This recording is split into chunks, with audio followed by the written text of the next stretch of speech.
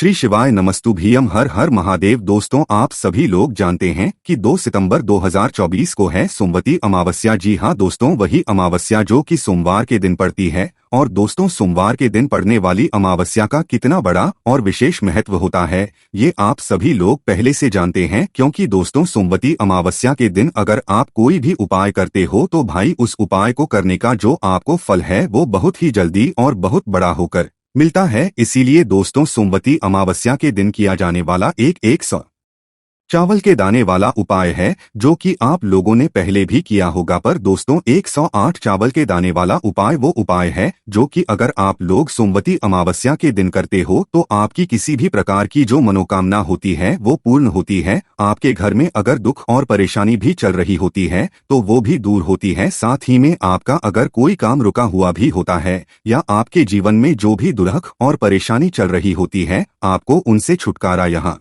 पर मिल जाता है। इसी के साथ में दोस्तों, हम आपको एक बात और बता दें, सोमवती अमावस्या का इतना विशेष महत्व क्यों होता है। देखो, सोमवार के दिन सबसे पहले चीज भगवान शिव जी का होता है। भगवान शिव जी का सबसे प्रिय दिन होता है। उसके बाद में जब अमावस्या के दिन भी सोमवार के दिन ही पड़ जाता है तो वो सोमवती अमावस्या हो जाती है। और अमावस्या का दिन किसका होता है? हमारे पितरों का होता है। कई बार आपने देखा होगा कि आपके घर में बहुत तरह की परेशानी आती है। आप उन परेशानियों के लिए अपना उपाय भी कर लेते हो, अपने व्रत भी करके देख लेते हो, पर जब भी आपकी वह परेशानियां जाती नहीं। परेशानियां अब आपकी किसी भी चीज से जुड़ी हुई हो सकती है, जैसे कि धन से जुड़ी हुई हो गई है, घर में कोई हमेशा रहता ही रहता है। तो इसका एक कारण दोस्तों ये भी हो सकता है कि आपके घर के जो पितृ है वो आपसे प्रसन्न नहीं है। और जब आपके घर के आपसे पितृ आपसे प्रसन्न नहीं रहते हैं तो आप ये मानकर चलो कि आपके जीवन में कभी खुशियां नहीं आ सकती हैं।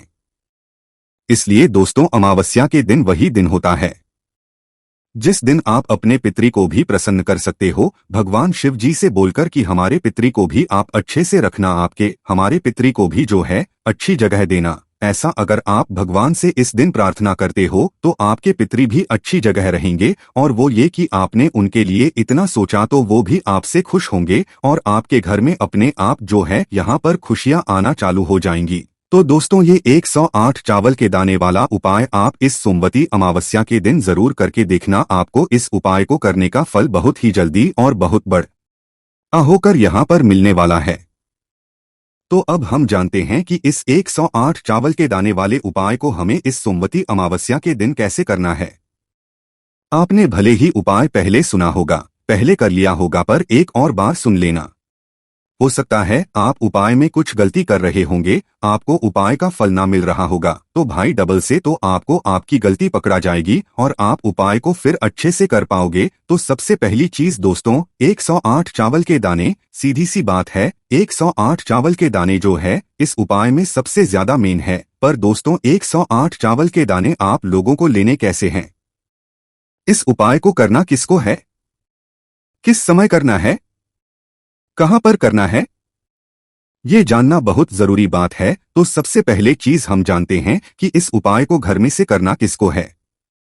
तो देखो, ये वाला उपाय विशेष रूप से घर का कोई अगर एक बड़ा मुख्य सदस्य करेगा तो बहुत ज्यादा अच्छा होगा। उसके पूरे घर परिवार को इस उपाय करने का फल यहाँ पर मिल जाएगा। हाँ, अगर आपकी कोई अलग से विशेष और मनोकामना है, आपकी खुद की कोई मनोकामना है, तो फिर आप अलग से भी इस वाले उपाय को कर सकते हो। पर घर का एक बड़ा सदस्य अगर कोई इस उपाय को कर रहा है अपने पूरे घर परिवार की सुख और शांति के लिए, तो वो घर की जो बड़ी माताएं बहनें होंगी, उन माताओं बहनों में से कोई भी एक माता बहनें इस वाले उपाय को करेगी तो ज्यादा बेहतर होगा। अब उपाय को करना किस समय है? तो देखो, सोमवती अमावस्या के दिन का जो समय होता है दोस्तों, जो सबसे अच्छा समय माना जाता है वो शाम का समय, प्रदोष काल का समय माना जाता है। तो आप इस उपाय को दोस्तों सुबह समय भी कर सकते हो, शाम के समय प्रदोष काल में भी कर सकते हो। सुबह कहने का मतलब है कि जितना सुबह हो सकता है जल्दी उतना सुबह आप इस उपाय को करने की कोशिश करना।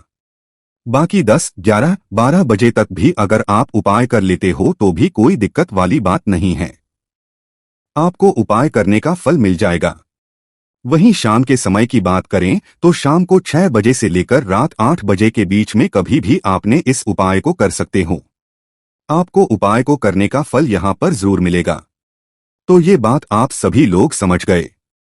अब इसके बाद दोस्तों हम जानते हैं कि इस 108 चावल के देने वाले उपाय को हमें करना कहाँ पर है, और इस उपाय को हम घर पर कर सकते हैं, क्योंकि आप लोगों के ये प्रश्न निकल कर आते हैं। तो देखो, इस उपाय को आप घर पर नहीं कर सकते हो, ये उपाय शिवजी के मंदिर में जाकर ही होगा। इस बात का भी आप लोग ध्यान रखना, ठीक है। अब दोस्तों हम जानते हैं कि इस उपाय में सबसे जरूरी चीज क्या है, सामग्री क्या है, और इस उपाय को करने की विधि क्या है। तो देखो, उपाय की सामग्री आपको उपाय के नाम में ही समझ आ गई होगी। 108 चावल के दाने। तो 108 चावल के दाने हमें लेना कहाँ से है?